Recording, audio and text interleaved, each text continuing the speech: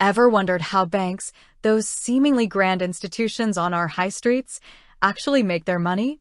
It's a question that might have crossed your mind as you scroll through your banking app or walk past their imposing buildings.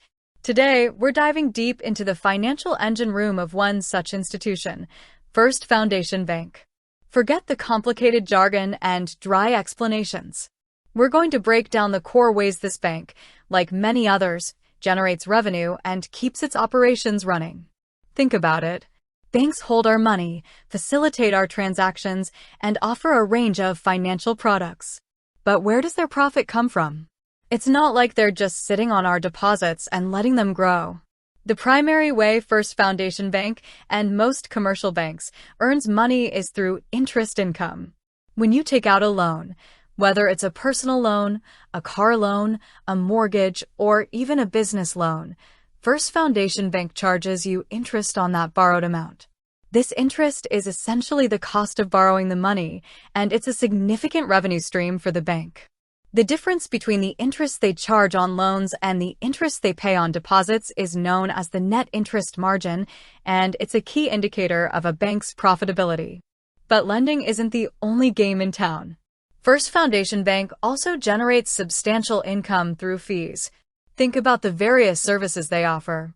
There might be account maintenance fees, transaction fees for certain types of withdrawals or transfers, overdraft fees when your account balance goes below zero, and fees associated with specific products like credit cards or international transactions. While individual fees might seem small, when multiplied across a large customer base, they contribute significantly to the bank's overall revenue.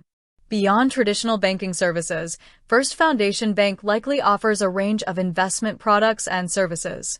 This could include wealth management advice, brokerage services, and the sale of investment products like mutual funds or bonds. The bank earns fees or commissions on these services and products, further diversifying its income streams. Furthermore, banks like First Foundation often engage in trading activities.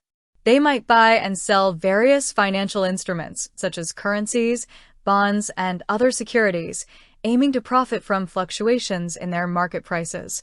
This requires specialized expertise and carries inherent risks, but it can be a significant source of revenue for larger banks. Another important aspect is service charges. These can encompass a wide array of activities, from processing international payments to providing specialized financial advice to businesses. These charges reflect the cost and value of the specific services rendered by the bank. Finally, as a modern financial institution, First Foundation Bank likely leverages technology and innovation to offer new services and streamline operations. This can lead to new revenue streams through digital platforms, mobile banking services, and partnerships with fintech companies. So, the next time you interact with First Foundation Bank, remember that their income isn't derived from a single source. It's a multifaceted operation involving lending, fees, investment services, trading, and a constant adaptation to the evolving financial landscape. Understanding these core mechanisms provides a clearer picture of how banks function and contribute to the broader economy. With that said, thanks for watching, and until next time.